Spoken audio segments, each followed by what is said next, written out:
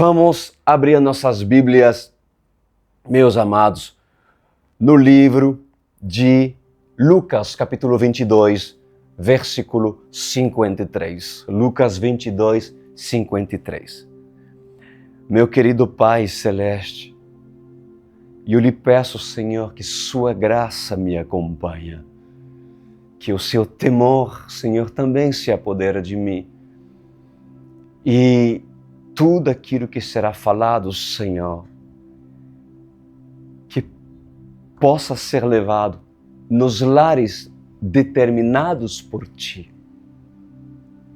Pois eu lhe agradeço, porque o Senhor já está no meio de nós. Usa a minha vida e chama a sua noiva escolhida, Senhor, a se ajuntar para ouvir tais palavras que iremos receber, em nome de Jesus Cristo. Amém e amém. Glória a Deus, meus amados. Lucas 22, 53. Tremenda palavra, meus amados. Muitas profecias que o Senhor tem separado para nós, palavras fortes, mas eis aí o seu servo para assim ser o seu porta-voz e falar o que deve ser falado. Lucas 22, 53 diz: todos os dias, disse Jesus, eu estive com vocês no templo e vocês não levaram a mão contra mim. Mas esta é a hora de vocês, quando as trevas reinam. Bom, Jesus estava falando com os mestres da lei, com os fariseus, que chegaram para prendê-lo, para que se inicie o início do procedimento de redenção, ou seja, a caminho para a cruz do Calvário, onde Jesus deveria sofrer e assim por meio do seu sacrifício nós, aqueles que crêem na sua palavra, aqueles que crêem no seu nome, nos seus feitos, poderão se beneficiar da vida eterna. E Jesus fala algo muito interessante, pois ele diz que antes deles vir com um pedaço de pau, com espada, Jesus andou livremente em meio a esses fariseus, mestres da lei. E o Senhor ministra no meu espírito nessa noite que nós também, hoje, nós podemos andar livremente entre os fariseus, entre os mestres da lei dessa era. Nós podemos fazê-lo. Inclusive, para alguns desses, somos apenas cães mortos aos olhos deles. Para outros, no ditar popular brasileiro, não fede, não cheira. Aos olhos deles, somos insignificantes. Para outros, não faz cócegas. Apenas um cantor. Quem é aquele? Não o conhecemos. Para outros, quem é essa igreja? Mas assim diz o Senhor dos Exércitos: chegará o dia que os profetas dessa congregação serão reconhecidos. Chegará o dia que os profetas dessa congregação irão incomodar. Chegará o dia que homens e mulheres desta igreja irão se posicionar com braços de ferro, ferro que não torce, ferro que não se quebra, ferro que não se balance, ferro firme, ferro forte. pois essa igreja, diz o Senhor, é a minha escolhida para o cumprimento do meu propósito.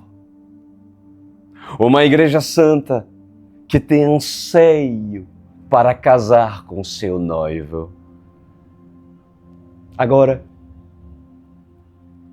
é fato que entre vós há alguns que são fracos na fé, diz o Senhor.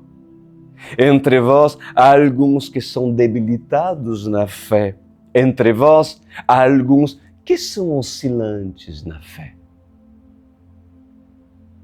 Mas quantos homens que estão nesse ministério valem por exércitos? E quantas mulheres que são guerreiras, valentes e determinados estão a ouvir essa mensagem? Pois em verdade, eu vos digo, a minha palavra sempre apoiou grupos menores, diz o Senhor.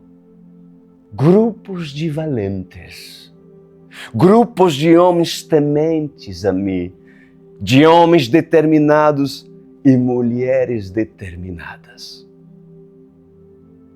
E eu aprovo todos aqueles que vivem em santidade. E eu mesmo os capacito para a batalha. No sistema religioso, por enquanto, ainda nós passaremos perto dos religiosos, perto dos saduceus, perto dos mestres da lei, e eles irão nos observar, irão fazer com que os judeus desta era olharão de cima para baixo, irão fazer com que os religiosos e teólogos venham procurar sentir um cheiro de inferioridade olhando para nós. Pois esses homens, esses povos são povos totalmente arrogantes, soberbos, orgulhosos, que assim serão corrigidos pelo Senhor. Pois o Senhor, Ele tem prazer em contar apenas com poucos. E passando entre esses homens religiosos, nós iremos entender que somos diferentes deles. Passando por esses religiosos, nós iremos entender que pertencemos apenas a um só Rei, ao Rei que não permitirá que nós sejamos enganados pela nossa própria capacidade de entendimento humano. O Rei dos Reis nos dará discernimento para julgar situações e permanecermos firmes no propósito designado. E para os religiosos dessa época, eles irão olhar e dirão: quem são esses?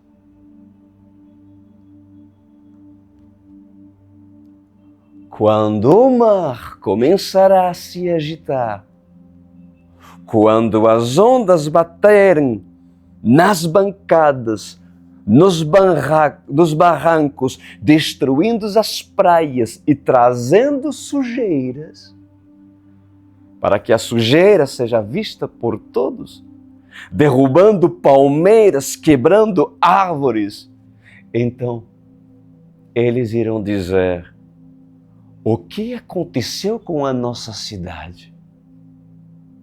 O que aconteceu com o nosso território? O que aconteceu com a nossa praia? Uma onda devastadora veio e destruiu tudo que construímos há anos. Afinal, era um resort.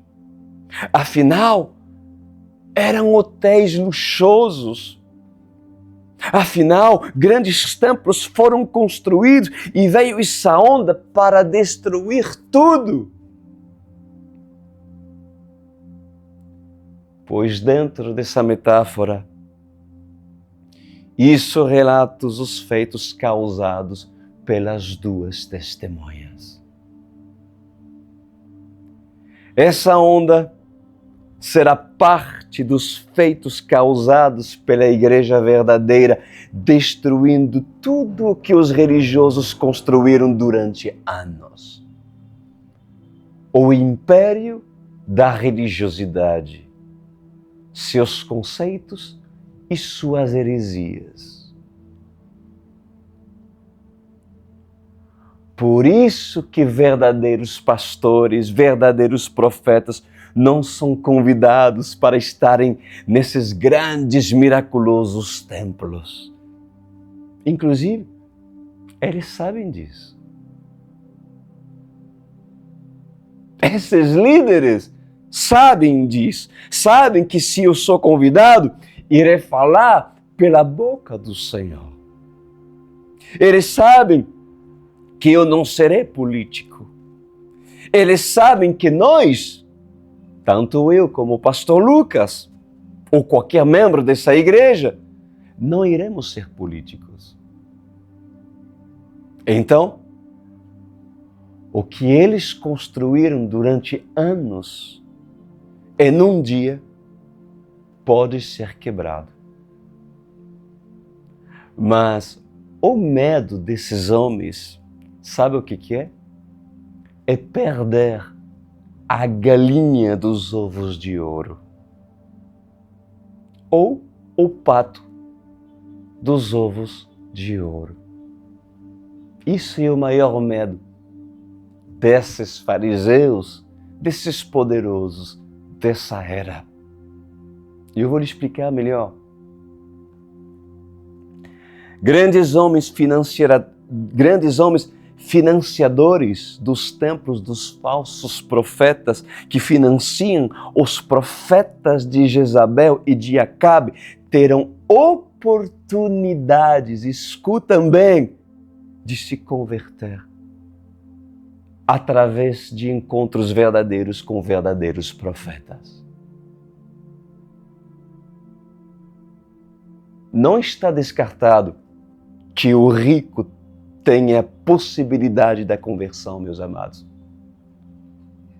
A Bíblia fala que é difícil um rico entrar no reino dos céus, porém, Jesus nunca disse que era impossível. Porque se a verdade chegar aonde o engano reina, quem tiver um mínimo de senso, certamente, essas pessoas optarão pela verdade. Agora,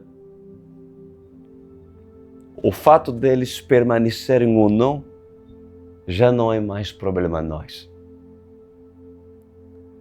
Mas aqueles que por muitos anos são usados, escuta bem o que eu estou falando, aqueles cujos muitos anos são usados, cujo sangue deles é sugado por vampiros, se estes tiverem um senso, estes poderão se desvincular deles e não querer mais serem financiadores de templos de Satanás.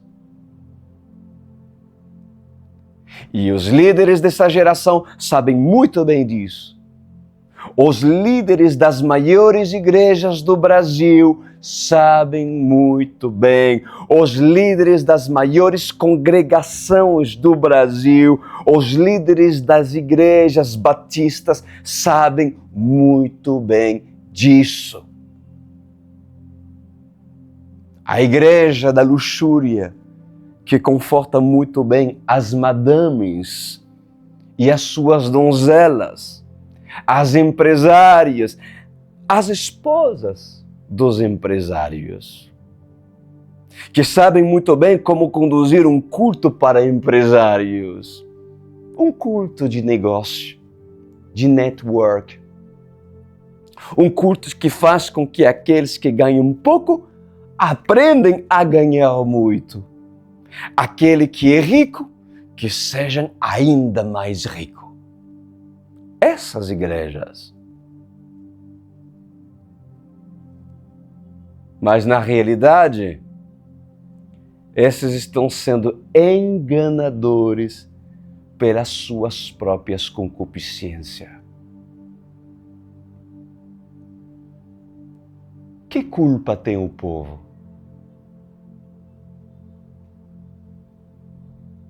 O povo tem a sua parcela de culpa, sim. Mas assim diz o Senhor dos Exércitos nessa noite. Em verdade, a maior culpa está nessas raposas, que quando a galinha sai do ninho, elas muitas das vezes não têm interesses de comer a galinha, mas sim todos os ovos da galinha. Ou seja, essas pessoas são ladrões, lobos e raposas que querem prender esposas de empresários para poder manter os empresários na igreja. Eles envolvem os filhos, os ovos e querem tirar proveito de tudo. A ânsia deles não é ir diretamente na galinha ou no galo, mas sim nos ovos que a galinha produz, no sustento e no dinheiro. Eles farão de tudo para manter a galinha no ninho enquanto ainda está no ciclo de produzir os seus ovos, diz o Senhor. Mas no final, quando a galinha parar de produzir ovos, quando já não é mais de botar os ovos, a raposa come a galinha. E essas raposas têm nome e endereços. No Brasil, nas ramificações batistas, vocês encontrarão Lagoinha, Batista Getsemane, Batista Nacional, Batista Atitude, Batista, Batista, Batista e mais Batista. E eu lhes pergunto, qual foi a fundação dessas igrejas batistas? Você sabe? O que eles dizem? Afinal, fomos fundados por batistas. Batistas norte-americanos, batistas renomados, batistas conceituados. Sim. Batistas conceituados com conceitos da maçonaria, diz o Senhor. Com conceito da bruxaria, com conceitos satânicos, com conceitos de interesses, com conceitos de manipulação, com conceitos e mais conceitos, diz o Senhor. E aonde estão os profetas verdadeiros para confrontar esses sistemas que imperam sobre a nação brasileira e demais nações? E sem contar que dentro desses templos que confortam os políticos, esses empresários, há também uma parte do bolo separado para os presbiterianos. Há também uma parte do bolo separado para aqueles que são a da quadrangular. O Brasil ramificou doutrinas As congregações colocaram placas independentes, mas a política está ali dentro.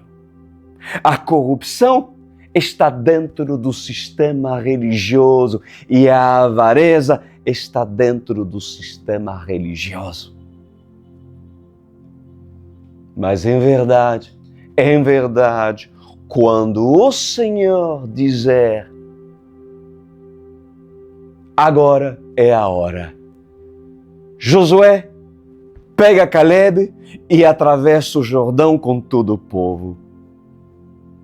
Nesse dia, o próprio Senhor fará conhecido Josué em meio ao seu próprio povo, capacitando-o em poder.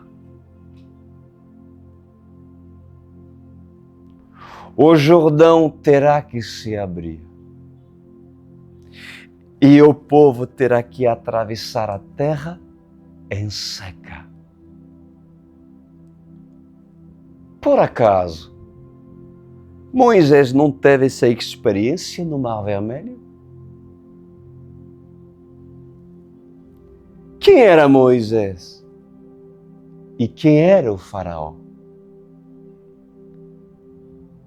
A pergunta é: quem são os líderes da Igreja Batista, da Quadrangular, da Presbiteriana, da Avivamento Bíblico?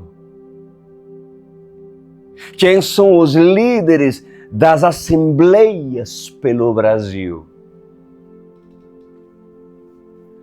Pois assim continua dizendo o Senhor dos Exércitos: a corte de Caifás irá convocar o Sinédrio. Irão precisar de um líder para apresentá-los. A corte de Caifás irá precisar convocar uma reunião solene na madrugada, às 3 da manhã. Então, Caifás irá se apresentar. Por muito tempo, esse será o discurso de Caifás. Por muito tempo eu tentei ajuntar todos vocês como uma galinha ajunta os seus pintinhos debaixo das suas asas.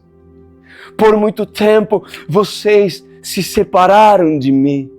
Por muito tempo tentei mostrar para vocês que não deveriam ter se separado.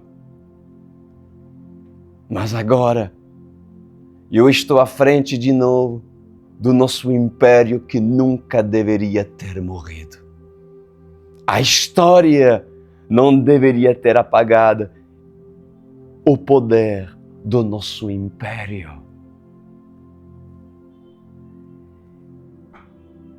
E o Caifás que está por vir se apresentará como sendo o rei dos países que depende de Roma.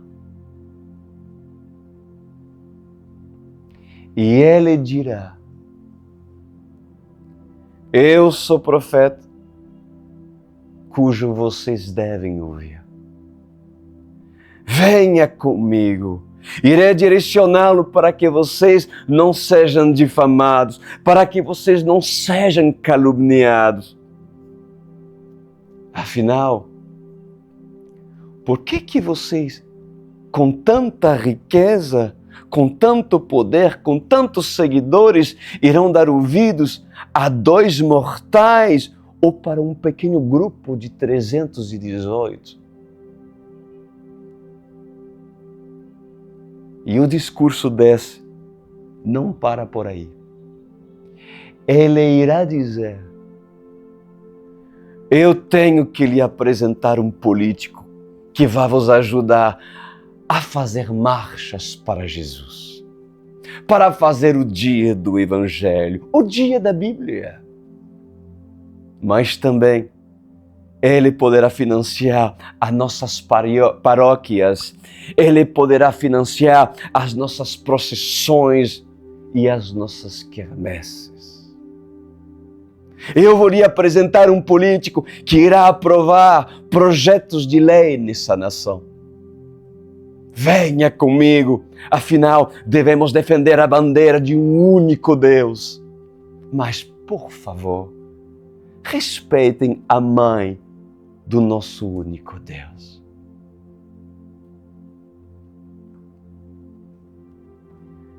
Então, nesses dias, o falso profeta vindo do Vaticano irá anunciar a autoridade política do anticristo. Aqueles que eram insignificantes, que passava entre meio eles, diz o Senhor, irão incomodar tanto, mas tanto, mas tanto os batistas, os assembleanos, as congregações espalhadas pelo Brasil, ou seja, o gospel, como todos os evangélicos, que serão chamados de heréticos, de seitas e de profeta de caos. Afinal, são esses dois que irão nos congressos e conferências e do meio da plateia irão gritar: falsa profetisa, interesseira, manipuladora. Pois nesses dias, os altares irão se rachar ao meio, diz o Senhor. E a terra irá engolir a falsa profetisa. Quando assim chegar esse dia, esses profetas irão para os estádios de futebol, grandes eventos e grandes concentrações de pessoas de todas as igrejas, incluindo autoridades políticas. Autoridades presidenciais estarão no altar fazendo discursos, ungindo e abençoando líderes. E do nada se romperá a segurança e os dois subirão no altar e o microfone será entregue a eles. Como também parte dos convidados, porque, afinal, diz o Senhor, aquele que vai operar o som será dominado pelo próprio Senhor. Então esse entregará o microfone para os dois profetas. Assim como passa um homem pelo exército inimigo sem ser visto porque Deus o esconde, assim as duas testemunhas subirão nos palcos e altares do Brasil para denunciar os falsos profetas. Aqueles que batiam boca, aqueles que causavam escândalos, não conseguirão falar e eles mesmos não conseguirão entender o que de fato estará acontecendo naqueles dias. Então, o anjo do Senhor virá dos quatro cantos do planeta em alta velocidade, reunindo um grupo de arcanjos. E levará todos esses líderes e falsos profetas para um único lugar, o Monte Carmelo. Jezabel e Acabe irão preparar todos os seus falsos profetas. E as duas testemunhas irão profetizar. E o fogo do céu descerá para consumir todo o sacrifício e altares preparados para Baal. E os falsos profetas de Jezabel serão envergonhados. Ao final da profecia, um profeta irá solicitar um arcanjo do Senhor, cujo nome é Miguel, para pegar a sua espada, levar os falsos profetas no mais alto monte e degolá-los à espada. Coisas sobrenaturais vão acontecer. Como o fogo do céu vai cair, vai queimar os altares, vai queimar as igrejas, vai queimar e matar falsos profetas, e Miguel reunirá esses falsos profetas para matá-los. A morte passará sobre todos esses de uma única vez. Assim diz o Senhor. Versículo 54. Então, prendendo-o, levaram-o para a casa do sumo sacerdote. Pedro o seguia distante, mas quando acenderam um fogo no meio do pátio e se sentaram ao redor dele, Pedro sentou-se com ele. Uma criada o viu sentado ali à luz do fogo. Olhou fixamente para ele e disse: este homem estava com ele. Mas ele negou: mulher, não o conheço. Pouco depois um homem o viu e disse: você também é com ele. Você também é um deles, desculpa. Homem, não sou, respondeu Pedro. Cerca de uma hora mais tarde, outro afirmou: certamente esse homem estava com ele, pois é galileu. Pedro respondeu: homem, não sei do que você está falando. Falava ele ainda quando o galo cantou. O Senhor voltou-se e olhou diretamente para Pedro. Então Pedro se lembrou da palavra que o Senhor lhe tinha dito: antes que o galo cante hoje, você me negará 3 vezes. Saindo dali, chorou amargamente. Os homens que estavam detendo Jesus começaram a zombar dele e a bater nele. Cobriram-se os olhos e perguntavam: profetize. Quem foi que bateu em você? E lhe dirigiam muitas outras palavras de insulto. Ao amanhecer, reuniu-se o sinédrio, tantos os chefes dos sacerdotes, quantos os mestres da lei. E Jesus foi levado perante eles. Se você é Cristo, diga-nos, disseram eles. Jesus respondeu: se eu vos dizer, não crereis em mim. E se eu vos perguntar, não me respondereis. Mas de agora em adiante, o Filho do Homem estará sentado à direita de Deus Todo-Poderoso. Perguntaram-lhe todos: então, você é filho de Deus? Vós estáis dizendo que eu sou? Respondeu ele. Eles disseram: por que precisamos de mais testemunhas? Acabamos de ouvir dos próprios lábios dele.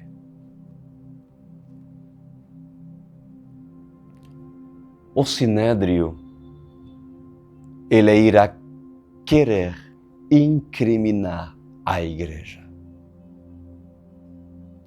O sinédrio, amados, irá fazer de tudo para matar os crentes verdadeiros.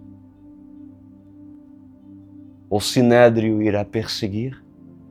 O sinédrio irá tentar achar uma maneira para nos incriminar.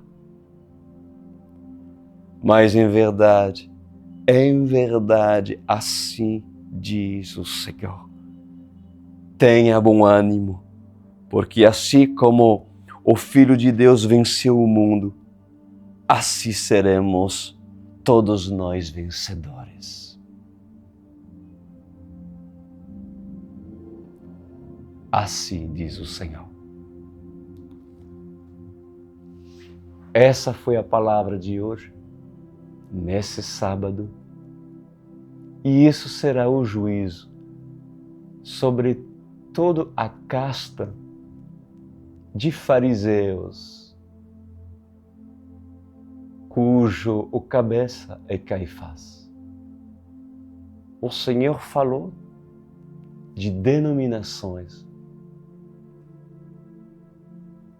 Pode ter repercussões, vai criar polêmica. Isso não cabe a mim. Se o Senhor quer assim, então que seja.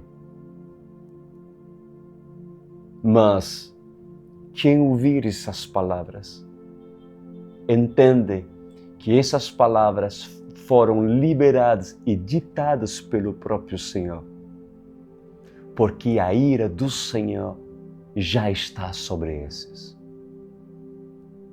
que brincam de pregar nos púlpitos e influenciar multidões e principalmente inocentes por causa de manter um povo ignorante, porque simplesmente não pregam a palavra como ela é.